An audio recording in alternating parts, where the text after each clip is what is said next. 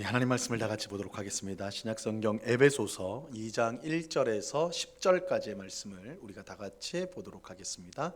에베소서 2장 1절에서 10절까지의 말씀입니다.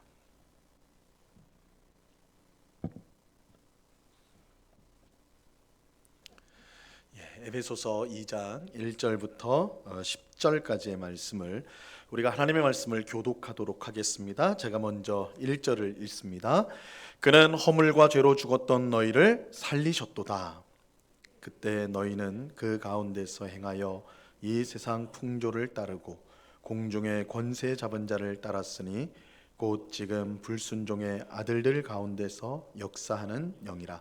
전에는 우리도 다 그 가운데서 우리 육체의 욕심을 따라 지내며 육체와 마음에 원하는 것을 하여 다른 이들과 같이 본질상 진노의 자녀이었더니 긍휼이 풍성하신 하나님이 우리를 사랑하신 그 큰 사랑을 인하여 허물로 죽은 우리를 그리스도와 함께 살리셨고 너희는 은혜로 구원을 받은 것이라. 또 함께 일으키사 그리스도 예수 안에서 함께 하늘에 앉히시니 이는 그리스도 예수 안에서 우리에게 자비하심으로써 그 은혜의 지극히 풍성함을 오는 여러 세대에 나타내려 하심이라. 너희는 그 은혜에 의하여 믿음으로 말미암아 구원을 받았으니 이것은 너희에게서 난 것이 아니요 하나님의 선물이라. 행위에서 난 것이 아니니 이는 누구든지 자랑하지 못하게 함이라. 우리는 그가 만드신 바라 그리스도 예수 안에서 선한 일을 위하여 지으심을 받은 자니 이 일은 하나님이 전에 예배하사 우리로 그 가운데서 행하게 하려 하심이니라. 아멘. 이 시간에는 가장 귀한 선물이라는 제목으로 박도빈 전도사님 나오셔서 하나님의 말씀을 전하도록 하겠습니다.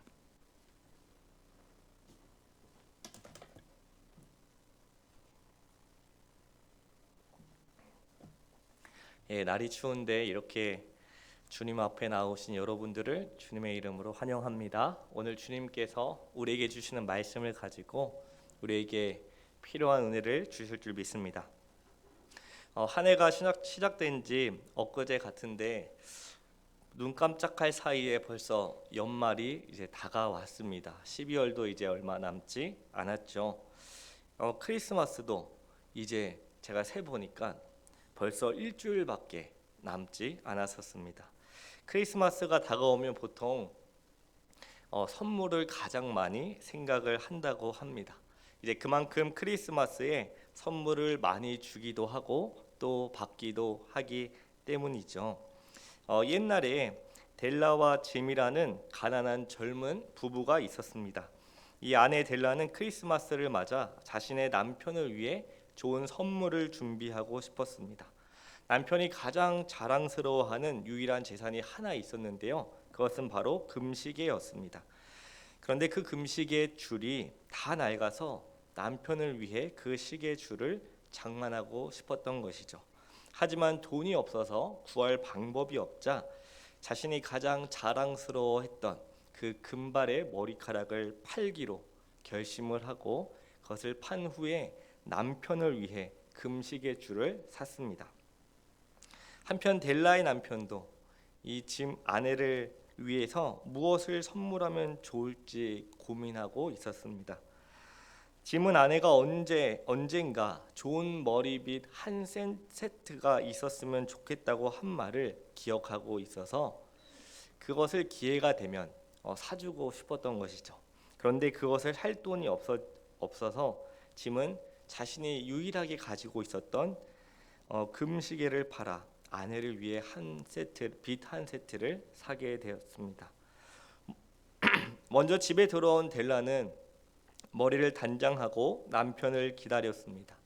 이 짐은 집에 돌아오자마자 여보 당신을 위해 선물을 준비했다고 하면서 무엇을 꺼내요? 머리빗을 꺼내게 되죠. 그런데 아내의 머리가 어떻게 돼 있어요? 아주 단발이 돼 있는 것을 보고 깜짝 놀랐습니다. 델라는 놀란 짐에게 너무 걱정하지 말라고 하면서 머리는 다시 자라날 거라고 했습니다. 그러면서 자신이 준비한 금시계 줄을 남편에게 건넸죠. 그때 델라는 남편의 팔목에서 금시계가 없어진 것을 발견했습니다. 그제서야 서로의 마음을 알아차린 두 사람은 서로 끌어안았다라고 하죠. 이 이야기는 오헬리의 단편 크리스마스 선물이라는 이야기입니다. 가난하지만 서로 사랑했던 젊은 부부가 서로를 위해 가장 값진 희생을 했지만 결국 서로의 필요를 완전히 채워줄 수는 없었다라는 이야기죠. 그런데 2000년 전에 이 땅에 오신 예수님은 가장 값진 희생을 통해 인류가 가장 필요하고 가장 근본적인 필요를 채울 수 있는 선물을 준비했습니다. 그 선물은 바로 구원입니다.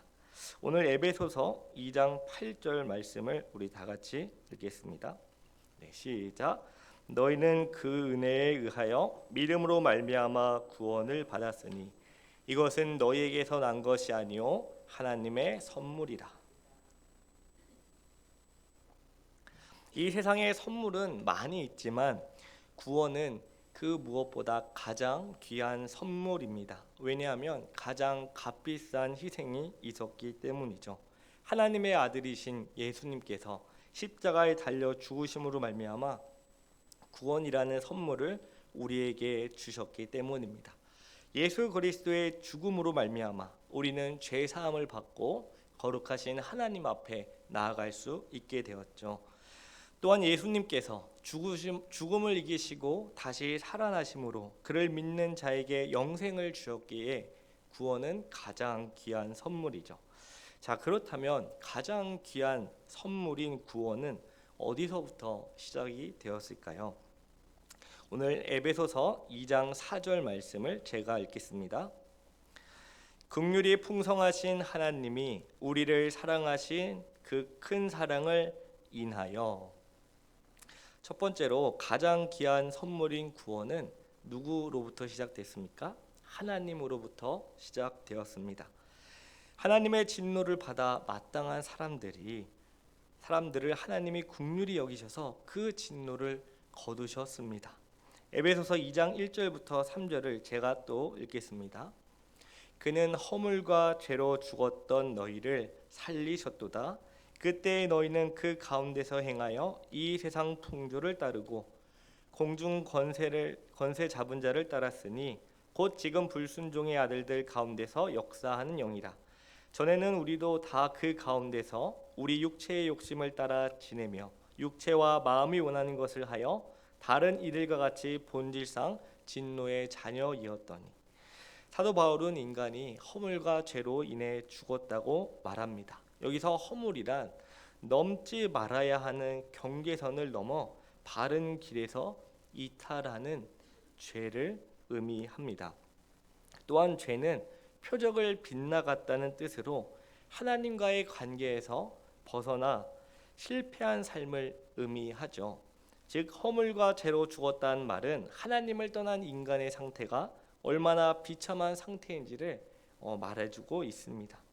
그런데 바울은 우리가 허물과 죄로 죽었다라고 합니다. 허물과 죄로 죽은 사람이 바로 다른 사람이 아니라 우리다라고 말하는 것이죠. 허물과 죄가 하나님과 우리 사이를 완전히 단절시켰다는 것입니다. 뿐만 아니라 우리는 세상의 원리와 정신을 따르고 공중의 권세 잡은 자 누구입니까? 사단의 지배 아래에서 허우적거리며 살게 됐습니다.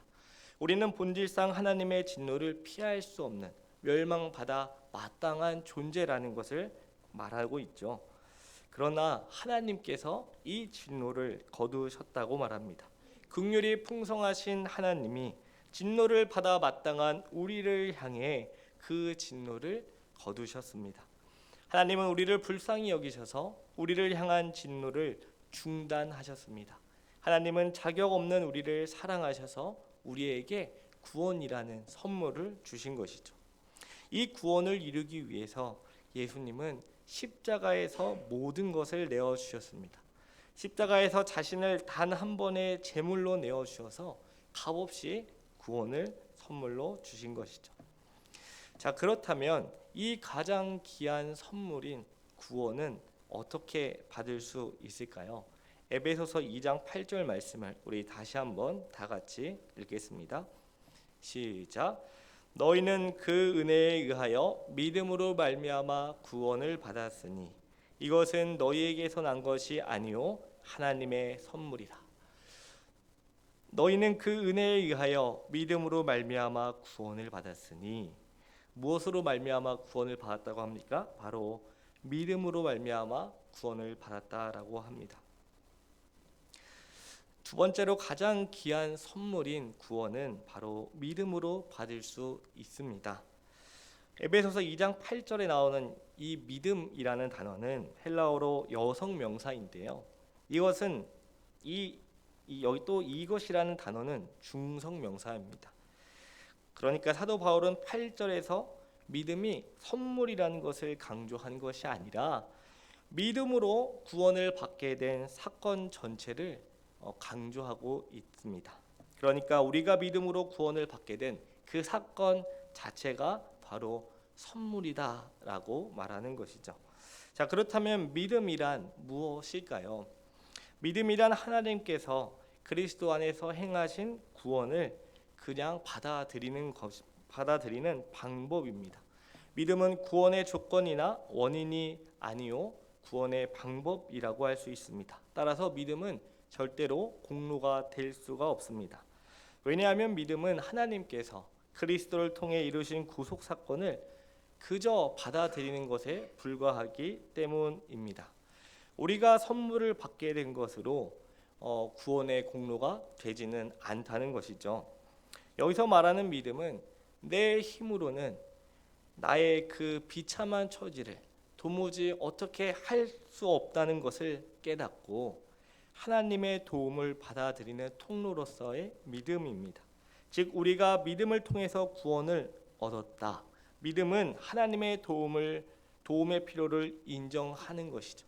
하나님의 은혜가 아니면, 하나님의 선한 손길이 아니면 우리를 이 허물과 죄 아래에서, 이 멸망받을 수 있는 이 진노 아래에서 구원할 것이 아무것도 없다는 것입니다. 이 믿음은 하나님의 도움의 필요를 인정하고 그대로 받아들이는 것입니다. 그리고 돕는 자가 또 제공하는 것을 겸허히 받아들이는 것이 믿음입니다. 그렇기 때문에 이 믿음은 그 믿음 자체만으로는 공로가 될 수 없습니다. 그래서 바울은 사도행전 16장 31절에 이렇게 말하는데요. 이르되 주 예수를 믿으라 그리하면 너와 내 집이 구원을 받으리라 라고 말하고 있습니다. 그러므로 가장 귀한 선물인 구원을 받아들이는 유일한 방법은 바로 믿음입니다. 그 믿음만이 하나님께서 우리를 위해 이뤄놓으신 그 구속, 그 구원을 받아들이는 유일한 방법인 것입니다. 자, 그렇다면 이 가장 귀한 선물을 받아들인 사람은 어떻게 될까요? 에베소서 2장 10절 말씀을 제가 읽겠습니다. 우리는 그가 만드신 바라 그리스도 예수 안에서 선한 일을 위하여 지으심을 받은 자니 이 일은 하나님이 전에 예비하사 우리로 그 가운데서 행하게 하려 하심이라. 세 번째로 가장 귀한 선물을 받은 사람은 앞으로 선한 삶을 살아가게 됩니다. 구원받은 성도들은 선한 일을 위해 창조된 하나님의 걸작품입니다. 하나님을 떠나 허물과 죄로 죽었던 그 사람들이 하나님의 긍휼하심과 은혜와 자비로 인하여 또 예수 그리스도 안에서 함께 살아나고 하늘에 안침바 되었을 때 그들은 이제는 옛 사람이 아니요 새 사람으로 선한 일을 하게끔 부족함 없이 하나님이 만드시고 그것을 하도록 살아가게 하십니다. 하나님께서 우리를 구원하신 이유는 바로 그리스도 예수 안에서 선한 일을 하기 위함이라는 말입니다. 사도 바울은 에베소 교회 성도들이 너희가 이전에는 하나님을 떠나 허물과 죄로 인해 죽어 있었고 또 세상의 풍조를 따르며 공중 권세를 잡은 자를 따라 살았다라고 그들의 과거를 말해 주었습니다. 그러나 하나님께서 자비하심으로 또 은혜로 사랑하심으로 말미암아 너희를 구원하셨다라고 말을 하죠. 그래서 이제는 하나님의 걸작품으로 선한 일을 행하도록 하나님이 창조하셨다라고 말했습니다. 이처럼 하나님께서 우리에게 주신 가장 귀한 선물은 다른 것이 아니라 바로 구원이요 선한 삶을 살아가게 하는 그 창조입니다. 제가 이 말씀을 준비하면서 12월 달에 도대체 어떤 말씀을 준비하면 좋을까를 한참을 제가 고민을 했습니다. 그런데 때마침 이제 크리스마스를 준비하면서 저희 딸이 이제 저한테 선물을 사달라고 하는 거죠. 그 전에 제가 한번 물어봤거든요. 이번 크리스마스 선물 때 어떤 선물을 받고 싶으냐. 그러니까 너무 당황하는 표정으로 왜 아빠가 선물을 주느냐는 거예요. 산타 할아버지가 있는데. 그래서 차마 거기서 제가 동심을 깰 수가 없어서 그게 나야라고 할 수가 없어서 그냥 아 그래? 그럼 뭐 받고 싶으냐 하니까 처음에는 뭐 석궁을 얘기하다가 그다음 뭐 스케이트보드, 뭐 인라인 스케이트 여러 가지를 얘기를 하더라고요. 그래서 저는 제 나름대로 한참을 얘한테 정말로 줘야 할 선물이 무엇일까라는 것을 한참을 고민했습니다. 그것은 다른 것이 아니라 바로 구원이다라는 것을 알려주었죠. 그 생각이 들었습니다. 그래서 이 본문을 이제 선택하게 되고 또 묵상하고 준비하면서 우리가 매년 이렇게 지켜오는 이 성탄의 감사의 예배에 정말로 중요한 것은 우리가 무엇을 하는 것도 중요하지만 하나님께서 그리스도 예수 안에서 우리에게 이루신 그 구원을 다시 한번 생각하고 하나님께서 우리를 어떻게 다시 재창조하셨는지를 돌아보는 것이구나라는 생각을 하게 됐습니다. 말씀을 마무리하면서 하나님께서 우리에게 가장 귀한 선물인 구원을 주셨습니다. 이 선물인 구원은 우리에게서 시작된 것이 아니요 하나님으로부터 시작되었습니다. 또한 이 가장 귀한 선물인 구원은 우리의 힘과 능력으로 받을 수 있는 것이 아니라 오직 믿음으로 받을 수 있습니다. 그리고 마지막으로 이 가장 귀한 선물인 구원을 받은 사람은 선한 삶을 살아가면서 선한 삶을 살아갈 수밖에 없게 됩니다. 오늘 말씀을 통해서 우리는 구원받기 전에 우리도 죄와 허물로 죽었던 존재임을 기억하고 우리를 구원하신 하나님의 은혜를 깊이 생각하면서 그리스도 안에서 우리를 다시 살리시고 하늘 보좌에 앉히신 그 은혜에 감사하면서 이제 더 이상 우리 마음대로 살아가는 것이 아닌 선한 삶을 이루며 살아가는 여러분들 되시길 바랍니다. 또한 다음 주 이제 크리스마스가 다가오는데 이 크리스마스에 가장 귀한 선물을 주신 하나님께 감사하면서 이 선물을 우리만 받고 누리는 것이 아니라 아직 예수님을 믿지 못하는 우리 가족들 또 친척들에게 또한 우리의 이웃들에게 이 가장 값비싼 이 선물인 구원을 함께 나누는 여러분들 되시길 간절히 소망합니다. 기도하겠습니다.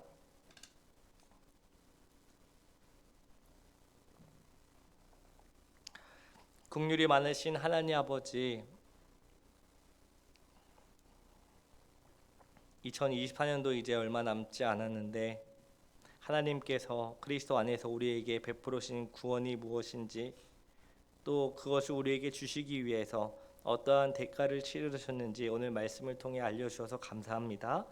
아버지, 우리에게 가장 중요한 선물은 이 세상의 그 어느 것이 아니요 구원임을 알게 하시고 하나님께서 은혜로 우리를 구원하신 것에 감사하여 구원받은 자로서 언제나 하나님 말씀에 따라 살아가되 특별히 선한 삶을 이루며 살아가는 우리 모두가 되게 하옵소서. 이제 성탄이 얼마 남지 않았습니다. 성탄 전후로 하나님께서 베풀어 주신 구원에 감사하며 기쁜 마음으로 그 선물을 함께 나누는 우리 모두가 되게 하옵소서. 그리하여 주님께서 택하신 영혼들이 주님께 돌아와 함께 하나님을 예배하며 하나님을 위해 살아가는 복된 시간 되게 하옵소서. 감사드리며 예수 그리스도 이름으로 기도드립니다. 아멘.